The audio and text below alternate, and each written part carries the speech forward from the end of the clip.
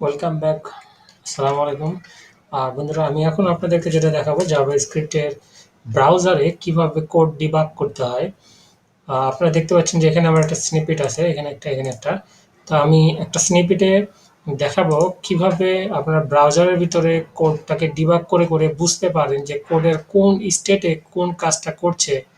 তাহলে আপনারা বুঝতে পারবেন একটা কোড বিগিনারদের জন্য এটা খুবই ফ্রেন্ডলি হবে এবং বিগিনাররা বুঝতে চায় অনেক সময় ফর লুপ কিভাবে কাজ করে, কিভাবে ফাংশন কাজ করছে, কিভাবে কি ধরনের ভিতরে ইনসাইড জাভাস্ক্রিপ্টের ইনসাইডে কিভাবে অ্যাকচুয়ালি এই ফাংশনালিটিগুলো অ্যাক্টিভেট হয়ে কাজ করে এবং কোন কোন পর্যায়ে কি ধরনের কাজ করে সেইটা বোঝার জন্য ডিবাগারটা খুবই গুরুত্বপূর্ণ। আমি আপনাদেরকে এখন যেটা দেখাবো সেটা কিভাবে জাভাস্ক্রিপ্টের ভিতরে জাভাস্ক্রিপ্ট ব্রাউজারে ক্রোম ব্রাউজারের ভিতরে জাভাস্ক্রিপ্টকে ডিবাগ করতে হয়। দেখুন আমার এখানে একটা কোড, সিম্পলি একটা কোড লেখা আছে। আমি এই কোডটাকে ডিবাগ করে দেখাচ্ছি আপনাদেরকে। ধরুন আপনি দেখতে চাচ্ছেন যে ফাংশন কিভাবে যখন কল হয় তখন কি হয়, কোথায় যায়, কিভাবে সে আগে মানে কাজ করে। আবার দেখতে চাচ্ছেন যে সাম আহ, যখন সাম যোগ করতেছে এই আয়ের ভ্যালুটাকে, তখন কি হচ্ছে।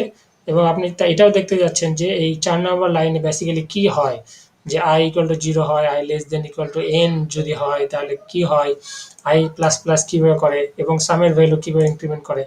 বিষয়গুলো আপনি এখানে ভিজুয়ালি দেখতে যাচ্ছেন এবং রিটার্নের সময় সে কখন রিটার্ন করে সেটাও দেখতে যাচ্ছেন। এই যে আমি এখানে ৩টা ১, ২, ৩, ৪, ৫টা এই এই ক্লিক দিলাম, সেই ক্লিকটাকে বলা হয় ব্রেক পয়েন্ট। আমি চাচ্ছি যে এই ৫টা ব্রেক পয়েন্টে কি ঘটনা ঘটতেছে সেটা দেখতে। এটা বাগ হান্টিং এর জন্য ব্যবহার করা হয়ে থাকে।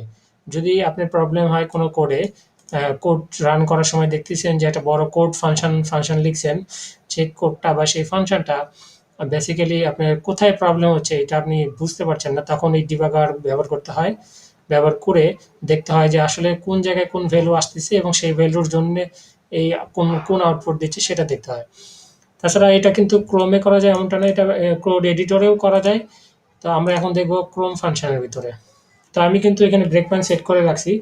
হ্যাঁ, আর এখানে আমার এই জিনিসটাকে আমি একটু নিচে সেট করি, তাহলে সুবিধা হবে বুঝতে আপনাদের সবার। তো আমি একটু রিফ্রেশ দিয়ে নিলাম। এখন আমি এটাকে রান করব।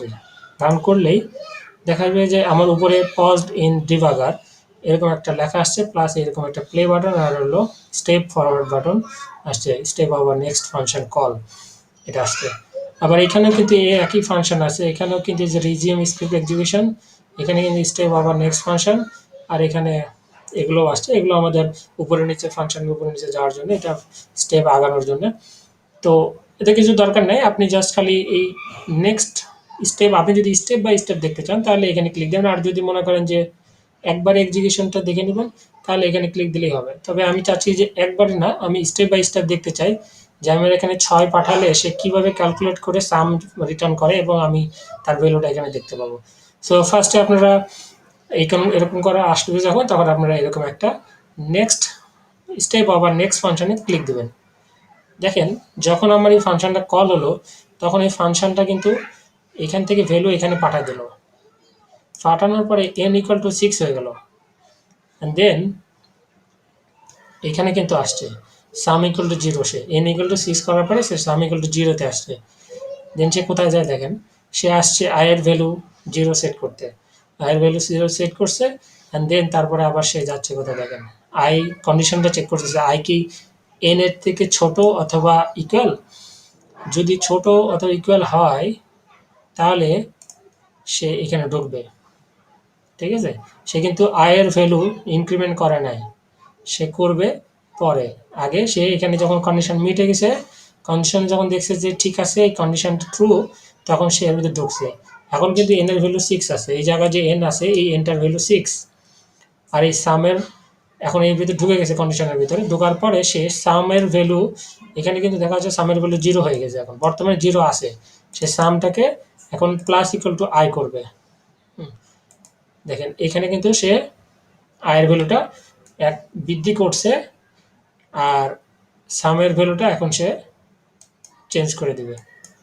যখন দ্বিতীয়বার আসলো তখন সে সামের এখানে আসলো, আসার পরে আমি তো যেহেতু 0 থেকে শুরু করছি, সো 1 বৃদ্ধি করার পরে সে 1 হলো। তারপরে দেখেন আবার সে দ্বিতীয়বার আসছে এখানে ইনক্রিমেন্ট করছে, করার পরে সে আবার দেখলো যে এই যে এখানে আয়ের ভ্যালু কিন্তু এখানে 2 দেখাচ্ছে, ইনক্রিমেন্ট করছে।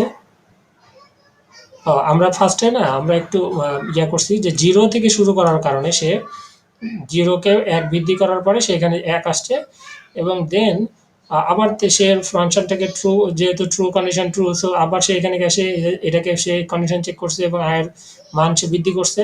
আয়ের মান কিন্তু আগেই বৃদ্ধি করবে, যেহেতু এটা আহ, এটা হলো পোস্ট ইনক্রিমেন্ট। এটা প্রি ইনক্রিমেন্ট হলো আগে যদি আই দিতে আই প্লাস প্লাস আমরা আই দিতাম তাহলে এটা প্রি ইনক্রিমেন্ট হতো। এটা পোস্ট ইনক্রিমেন্ট, আগে কন্ডিশন চেক করবে অ্যান্ড দেন এই কাজটা করবে অ্যান্ড দেন তারপরে এই আয়ের মান বৃদ্ধি করবে। দেখেন এখানে কিন্তু এন এর মান এখনো 6 আছে, আর এই সামের এন এর মান 6 থাকবে কারণ এন ইকুয়াল টু আমাদের 6 পাঠাইছি আমরা। সাম প্লাস ইকুয়াল টু আই, আয়ের মান এখন 2 আছে, সামে আছে হলো 1, তাহলে 2 আর 1 এ 3 হবে। এখানে ভ্যালু দেখবেন যে 1 এর পরে এখানে 3 চলে আসবে। আমি আবার নেক্সট স্টেপে যাচ্ছি। 3 চলে যাওয়ার পরে দেখেন এখানে আয়ের ভ্যালু কিন্তু এখন ইনক্রিমেন্ট করে 4 করবে। যখন আমি নেক্সট স্টেপে যাব তখন 4 করে সে কন্ডিশন চেক করতে দেবে। এখন 4 আয়ের মান দেখেন এখানে লেখা আছে 3, আয়ের মান বৃদ্ধি করছে কিন্তু সে এখানে আছে, এখান থেকে সে এখানে যাবে যখন, তখন এটার মান চেঞ্জ হয়ে যাবে। কন্ডিশন ট্রু আছে, হ্যাঁ ট্রু আছে এখনো, তখন সে ভিতরে ঢুকলো। ভিতরে ঢোকার পর দেখেন আয়ের মান 3 আছে, সামে আছে 3, আর আয়ের মান বর্তমানে 3 আছে, বৃদ্ধি করবে এখনই। এই যে সে আবার ওখানে গেছে যে বৃদ্ধি করতেছে, এখন 3 আছে। এই নেক্সট হিসাবে সে চেক করলো ছোট, হ্যাঁ ছোট, এবং সে এখানে 6 করে ফেললো। যে 3 ছিল, লাস্টের যে 4 আসলো সামের ভ্যালুকে 6 করে ফেললো। তার মানে 1 2 3 4 এর সরি 1 2 3 এই তিনটার যোগফল সেখানে রাখছে। এবার 4-এর যোগফলটা এখানে রাখবে, 4-এর যোগফলটা রাখছে। ক্যালকুলেশনটা একটু মানে আপনাদের কাছে হয়তো মানে ক্লিয়ারলি বলতে পারছি কিনা সন্দেহ আছে, আমি নিজে চেষ্টা করতেছি। কিন্তু আপনারা যদি বুঝতে অসুবিধা হয় আমাকে জানান। বেসিক্যালি ফাংশন রান হওয়ার পরে সে আয়ের মান 1 করে বৃদ্ধি করে 4 হয়েছে, এবং এখানে আছে 4, এবং সাম এখানে আছে 10। সে এখানে বৃদ্ধি করলো 1, তারপরে সে এখানে গেল, আবার এখানে কিন্তু 5 করে ফেলছে। এখন এখানে কন্ডিশন চেক করলো, তারপরে 10 হলো, 10 আছে, আর সেখানে আছে 5, তাহলে কত হবে 15 হলো। তারপর এখানে আবার আসলো, আয়ের মান এখনো 5 আছে, ইনক্রিমেন্ট করে ফেলবে। এই যে 5 আর 6 হয়ে গেল। এখানে কত আসলো 6 এলো। এর আগেরবার এখানে দেখাচ্ছিল, একবার দেখায়নি, 2বার না 3বার দেখায়নি, পরে এখন ঠিকই দেখাচ্ছে। বৃদ্ধি করার পরে এখানে কিন্তু ভ্যালু চেঞ্জ হয়ে গেছে, এবং এখানে কন্ডিশন চেক করার পর যদি কন্ডিশন ট্রু অথবা ট্রু হয় তাহলে কিন্তু এখানে ঢুকবে, আদারওয়াইজ সে কিন্তু ঢুকবে না। যেহেতু equal to 6, N equal to I less than equal to, মানে লেস দেন অথবা ইকুয়াল টু যদি হয় তাহলে এটা ঢুকবে, ট্রু হবে। সো এখন আয়ের মান আছে 6, এন এর মানও আছে 6, সো আমাদের এখানে ঢুকবে সে আরেকবার।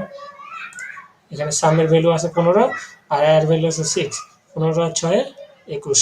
যখন সে 21 করলো, তারপর সে আই প্লাস প্লাস করবে, বাট কোনো ফায়দা হবে না, কারণ যখন দেখলো আয়ের মান প্লাস প্লাস করে যখন 7 করে ফেলছে, তারপরে যখন দেখলো যে আই লেস দেন না এবং ইকুয়াল টু না এনের, তখন কিন্তু সে এই কন্ডিশনটা ফলস হয়ে গেল।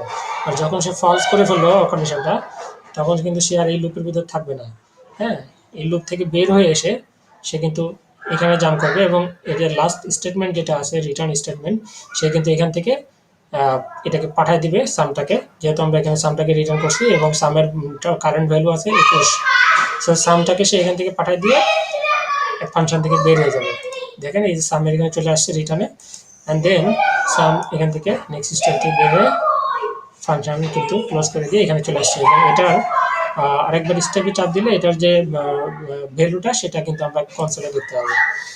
এই যে কনসোলে দেখা যাচ্ছে। আর একটা সুবিধা হলো এখানকার স্নিপেটের, দেখেন আপনি এখানে কনসোল লগ দেন নাই, জাস্ট রিটার্ন করছেন, তারপরে কিন্তু আমরা এখানে ভ্যালু দেখতে পাচ্ছি। কনসোল লগ দিলে কিন্তু এটা এক্সট্রা হয়ে যাবে, সেখানে আনডিফাইন দেখাবে পরে আরেকটা। তো এটা হলো সুবিধা স্নিপেট ব্যবহার করার। তো স্নিপেটের আমার টিউটোরিয়াল আছে, আপনারা যারা স্নিপেটের টিউটোরিয়ালটা দেখেন নাই তারা উপরে পাশে দেখবেন যে আমাদের এই সিরিজের স্নিপেট নামে একটা ভিডিও আছে, সেটা আপনারা দেখে নিতে পারেন। তাহলে আপনারা এই স্নিপেট কীভাবে কাজ করে না করে এটা দেখতে পাবেন। তো ডিবেগার এই আজকের এই পর্যন্তই ছিল। আপনারা যদি বুঝতে অসুবিধা হয় তাহলে বলেন, আমি আবার এটাকে ক্লিয়ার করে বোঝানোর চেষ্টা করব। তবে খেয়াল করবেন যে ডিবেগার আসলে কোথায় কোথায় সেট করবেন এটা ডিপেন্ড করে আপনার উপরে। আমি এখানে 5টা সেট করছি। এটা আমার মানে একটা আপনাদের বোঝানোর জন্য যে 5টা পয়েন্টে ব্রেক পয়েন্টে কীভাবে কোনটা কাজ করছে সেটা দেখানোর জন্য। হ্যাঁ, আপনাদের যেটুকু প্রয়োজন, ধরেন একটা বড় প্রোগ্রাম লিখছেন, সেই প্রোগ্রামে কোথায় ইরর দিচ্ছে, সেই ইররটা আপনি বুঝতে পারছেন না কোথায় আসছে এবং কেন আসতেছে, তো ভ্যালুগুলো চেক করা দরকার। বেসিক্যালি কোন ভ্যালু আসতেছে আর কোন ভ্যালু আমরা টাইপ চেক করতেছি বা কোনো কিছু চেক করতেছি, সেই ভ্যালুর সাথে ম্যাচ করতেছি কিনা এটা দেখার জন্য কিন্তু আপনারা চাইলে এইখানে বা আপনার কোড এডিটরে আপনারা এইভাবে ডিবাগ করে করে দেখতে পারেন। তো ডিবাগিং টুলটা বেসিক্যালি নর্মালি একদম বেসিক বিষয়টা আমি আপনাদেরকে দেখালাম। আপনারা ডিবাগার নিয়ে আরেকটু ঘাটাঘাটি করবেন, তাহলে আশা করি ডিবাগারটা আপনাদের হেল্পফুল হবে। তো বন্ধুরা, আজকে এই পর্যন্ত। ধন্যবাদ। এই বিষয়ে যদি আরও কিছু জানতে চান তাহলে আমাকে একটু কমেন্টে জানাবেন, আমি ট্রাই করবো একটু ডিটেল জানানোর জন্য। আসসালামু আলাইকুম।